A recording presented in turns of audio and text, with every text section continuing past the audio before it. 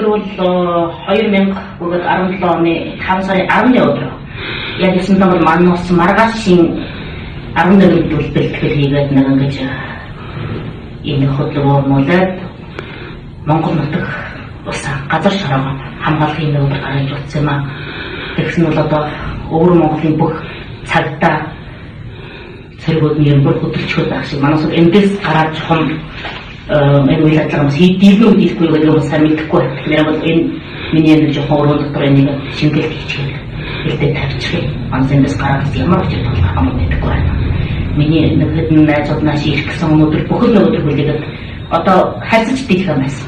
Тэгэхээр бол одоо энд манайс энэ хөдөлгөөнөө урмалчгээд сундууд явна. Сундын өөрөөр хэлбэл сундын хонгор сумны өндөр хацаанд очиж маргаашийн хөдөлгөөнөө урмал гэсэн юм аа.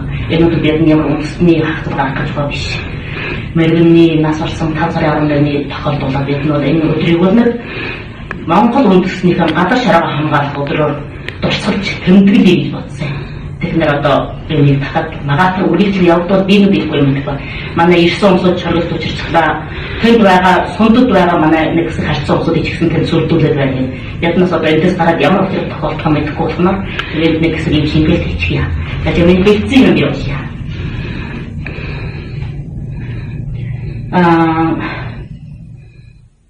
Өнөөдөр бол 2017 оны 5 сарын 10-ны өдөр энэ дөр 11 хэлсэн байна.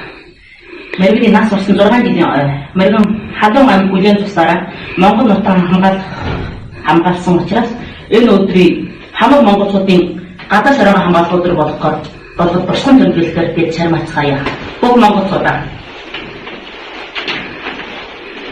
манай Монгол үндэстэн нутаг дэвсгэргүй бол хөгжим мандах байтугай оршин амьдрахын зарга болно. Тэгэхдээ гадар шараагаа энэ настайгаа холбох хэрэгтэй. Энэ бол заавч үгэтмас юм хийх ёстой зүйл байна. Шидэн голын хонгор сумны өндөр хацаанд дээр уурхай гарах гэж одоо газар нь очиж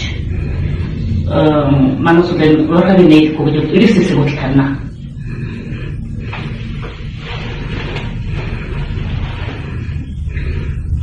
Энэ бол ганцхан 100 сундын нутаг дэвсгэл төвд юм шиг. Энэ бүх монголчуудын нутаг дэвсгэл. Тэгэхээр бол энийг өрөөс эсрэг үзсэн. Хамаг монгол байна энэ учраас хойш энэ өдрөөс хойш энэ өдрийг бол одоо монголчуудын гадаа шараа хамгаалах өдрөөр тэмдэглэж явъя. Миний нутгийн гадаа шараагаас бурхан байж